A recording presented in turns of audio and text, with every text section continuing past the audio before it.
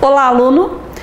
Estamos começando o módulo de Metodologia Científica. Meu nome é Kátia Salomão e o tópico de hoje irá tratar sobre ciência e conhecimento científico.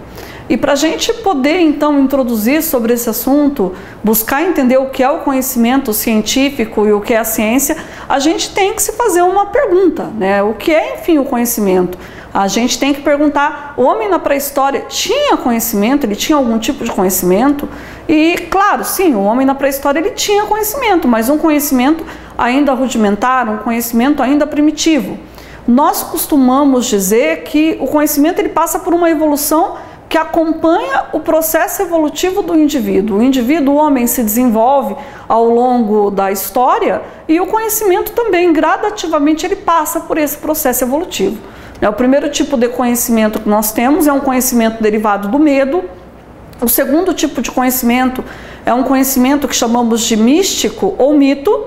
E o terceiro tipo de conhecimento é um conhecimento, enfim, científico. Esse conhecimento passa por 3 etapas. Então, costumamos dizer que na origem do conhecimento, o conhecimento se dá por etapismos. A primeira etapa o medo, a segunda etapa o misticismo e a terceira etapa, enfim, a ciência. Então, nesse sentido, a gente já sabe que o homem na pré-história, sim, produziu um tipo de conhecimento, e esse tipo de conhecimento, ele era chamado e tratado como medo, né? E como que se dá, então, esse conhecimento, que é um conhecimento que deriva do medo? Costumamos dizer que o homem, ao longo do seu processo evolutivo, ainda quando esse homem ele é um hominídeo, ele ainda não é Homo sapiens sapiens, ele está encaminhando a ser no sentido de tornar-se Homo sapiens sapiens, esse hominídeo, ele automaticamente não consegue explicar a natureza que está diante da sua realidade. Esse hominídeo, ele tem uma relação em relação à natureza, inclusive uma relação que ela é complexa, uma relação que ela é extremamente complicada, porque ele sente medo, ele sente repulsa, ele sente pânico em relação a essa natureza. E esse medo que ele sente em relação ao desconhecido é justamente porque ele não tem nenhum tipo de recurso ou instrumento para que ele possa explicar essa natureza. Bem, se não tem nenhum tipo de recurso, ele precisa criar esses recursos, obviamente. Então, a gente precisa, inclusive, fazer um esforço no sentido de se colocar no lugar desse hominídeo, porque esse hominídeo, nessa etapa, que é a etapa do medo, ele está diante da perplexidade, ele precisa explicar essa perplexidade. Como ele vai explicar essa perplexidade? De alguma forma, buscando por meio de um encantamento, de um processo de encantamento, de um processo que envolve o misticismo, explicar esse medo. E é aí que tem origem a segunda etapa do conhecimento, que é a etapa necessariamente do misticismo, onde esse hominídeo, por meio de um processo que envolve a sua criatividade, isso ainda não é necessariamente lógica racional, é mais, podemos classificar como um processo criativo desse indivíduo, ele passa a buscar por um processo de encantamento um certo controle em relação à natureza. Por que eu digo um certo controle em relação à natureza? Porque ele não controla essa natureza. Nós, homens modernos, podemos dizer que temos um certo controle sobre a natureza. Por exemplo, quando você é capaz de manipular qualquer tipo de mineral no sentido de produzir algum objeto, você está controlando a natureza. Quando você é capaz de produzir, através de elementos tirados da natureza, um outro elemento, você está controlando essa natureza. Esse hominídeo não controla a natureza, porque ele sente, inclusive, extrema dificuldade de sobreviver em relação a essa natureza, que é adversa em relação a ele mesmo.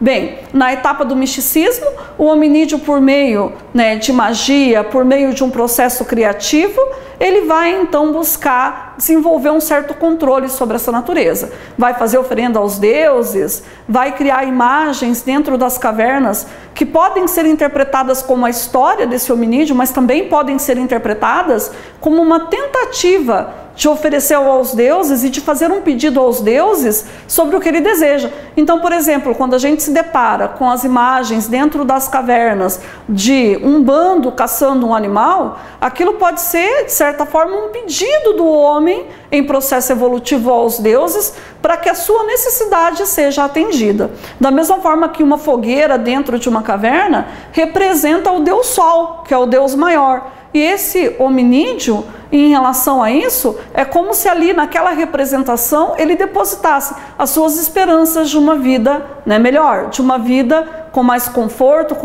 de uma vida em que ele sinta menos medo. Tudo surge no sentido de controlar o medo. Essa etapa do misticismo, ela está, enfim, concretizada e, enfim, ela se materializa quando esse homem passa pelo processo evolutivo e no processo de sedentarização, no processo da vida em comunidade e do desenvolvimento das primeiras civilizações, esse homem, ele passa, de certa forma, a adquirir conhecimentos religiosos e a integrar esse misticismo em relação aos conhecimentos religiosos.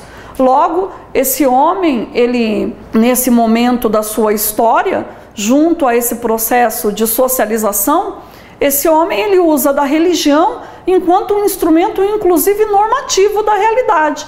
A religião é o elemento que vai organizar a vida desse indivíduo no sentido, né, de explicar o medo que ele tem ainda em relação à natureza, né? A vida desse homem, ela está, de certa forma, sempre vinculada na tentativa e na busca de explicação daquilo que lhe causa medo, né?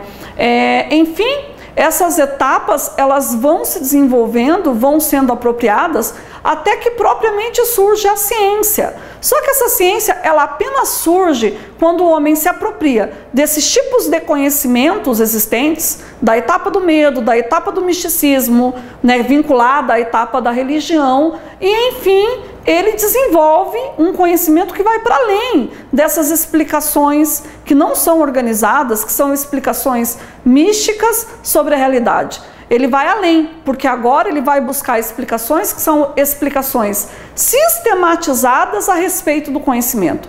Inicialmente, essa explicação científica se vincula ao pensamento filosófico.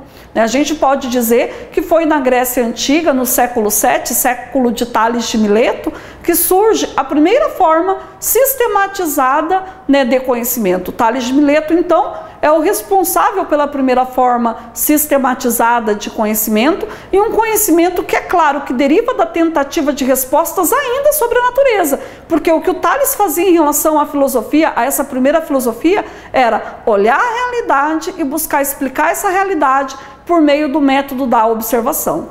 Isso ainda não é ciência propriamente dita, mas esse método da observação de Tales, que se vincula à filosofia, será utilizado como âncora para a formulação da ciência, já que a ciência, ela vai vincular método de observação proveniente da primeira filosofia, né? A primeira filosofia observava a natureza, observava a physis. A ciência até hoje formula o conhecimento observando a natureza e observando a physis. Esse é o primeiro método, porque toda ciência é uma disciplina que busca caminhos para a construção do conhecimento. Ciência vem do latim, né, scientia, que significa conhecimento, e toda ciência se vincula ao métodos, que no grego significa caminho para se chegar a um fim. Logo, essa primeira ciência se vincula ao método filosófico, o método filosófico de Tales, que buscava observar a realidade e explicar a realidade por meio da observação. Automaticamente, e ao longo do desenvolvimento da ciência, aquele método do Tales, que era um método simplesmente de observação, será agregado com outros caminhos, com outros métodos, para que você possa, enfim, chegar a uma ciência metódica, a uma ciência organizada e a uma ciência que se aproxime com o pensamento lógico racional. E essa ciência que se aproxima com o pensamento lógico racional, ela só se torna ciência quando ela agrega o método da observação da natureza, da observação da physis, né, dos primeiros cientistas que foram os filósofos, com a questão da experimentação científica, porque toda ciência, ela passa por um processo de observação, sim, da physis da natureza, como faziam os primeiros filósofos. Entretanto, ela também se desenvolve por meio da experimentação científica. Então, podemos afirmar nesse momento que o método da ciência é um método que parte da observação, mas que passa por um processo de experimentação.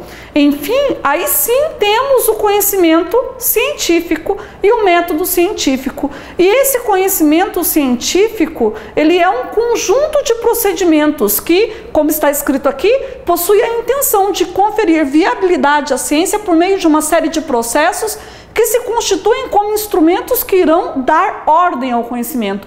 Porque só temos conhecimento científico realmente quando somos capazes de organizar o conhecimento, né? Senão, você tem conhecimento inicial, o medo, o conhecimento místico ou mítico, mas você ainda não tem ciência.